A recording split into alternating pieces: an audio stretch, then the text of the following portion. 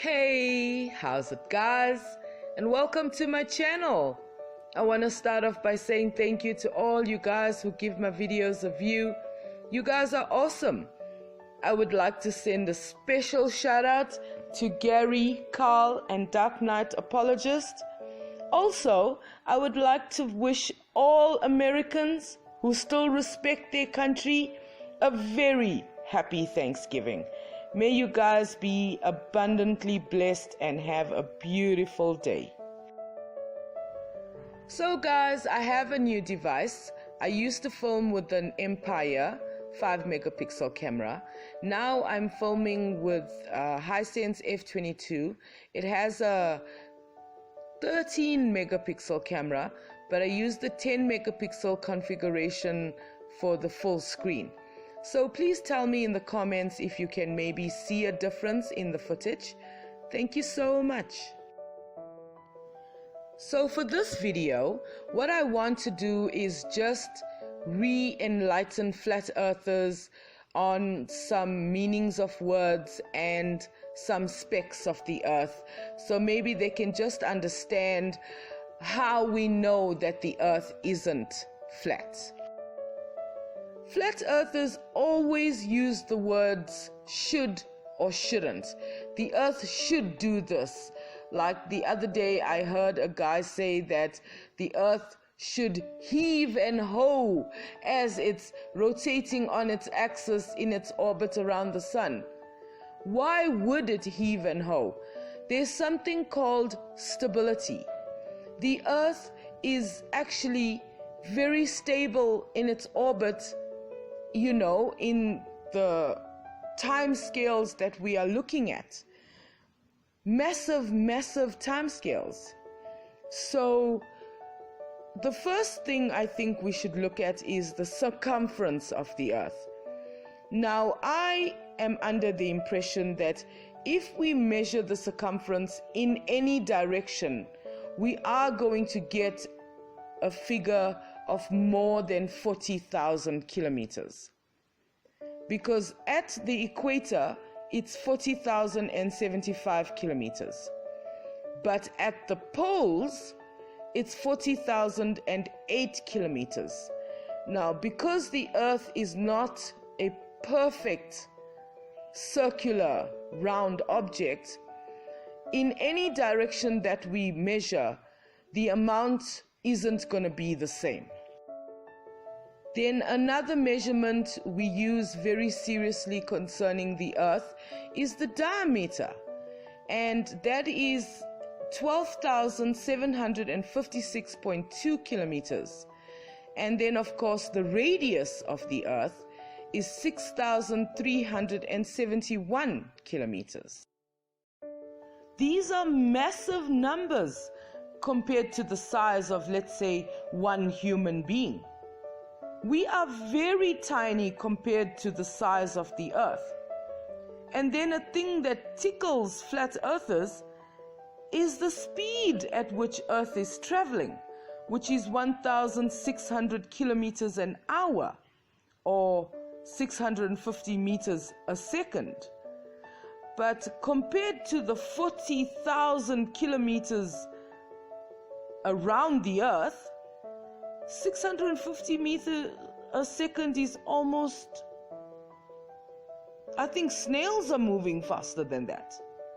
Well, not technically, but you understand the comparison. The earth is moving so slow, and it takes 24 hours to make one revolution.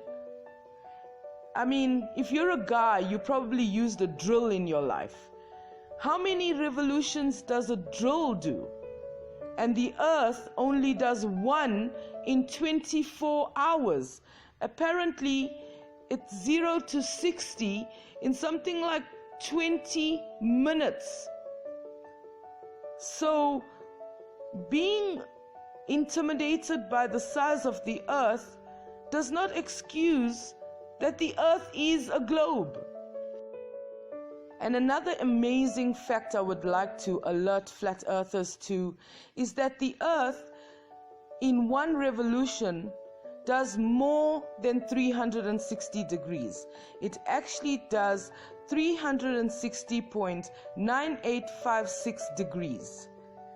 And that's how we know that the earth is in that spiral motion around the sun, as the sun is making its way around our galaxy. That's how we know. And then, of course, we have angular speed. How we watch the sun move across our celestial sky. And day in and day out, it moves 15 degrees per hour, as proved by Bob Nodell. And then he was later accused of being a Trojan of flat earth, not a true flat earther, because he actually decided to go out and experiment. And his experiment proved that the earth does have a 15 degree per hour drift. It is undeniable. And how we know that the sun is so far away from us? Its angular size. We see the sun at 30 arc minutes, and we also see the moon at 30 arc minutes. But we know that the moon is 384,000 kilometers away from us. So the sun can't be the same distance as the moon. And obviously, using parallax and all of that, we are able to calculate the actual distance away from us of the sun, which is 150 million, give or take a few million kilometers. We always hear flat earthers scream and shout and rant. Why can't we feel the earth moving? Do you know why? Because there's something called stability. The earth is stable in its orbit around the sun. The grasp that the sun has on the earth, in fact, with all the planets, is stable.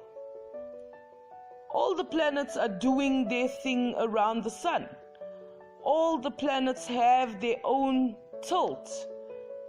And the sun's grasp on all the planets, although some planets have moons, and the planets' grasp on those moons are stable. And all of us are stable around the sun. And that's why we cannot feel the earth move. All those multiple motions are so negligible because the earth is so massive. Its orbit, I don't even want to go and check how many trillions of kilometers the earth travels in 1 year, because it's just too much. It's massive.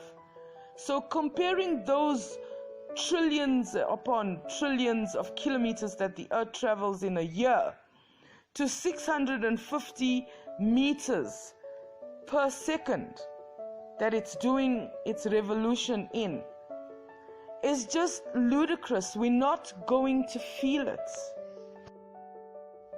There are a lot of flat earthers, and this is my suggestion to them. In order to try and show how big the earth is, they should maybe all go to the equator and lie down head to feet and see how many of them can fit the 40,000 kilometers. It is, I would suspect that it would take a lot of people to go around the equator, that 40,000 and 75 kilometers, 40,075 kilometers. I would like to see how many flat earthers it takes to line them up around the equator. That should be fun. So guys, that's it. I hope you enjoyed the video. Please comment, like, share, subscribe. Let me know what you think of my content and the footage. And as you can see here, guys, I was able to capture Venus with Jupiter at the bottom. The brighter one is Venus and the lighter one is Jupiter. And as you can see, Jupiter disappeared. I couldn't see it because of my camera visibility and all of that.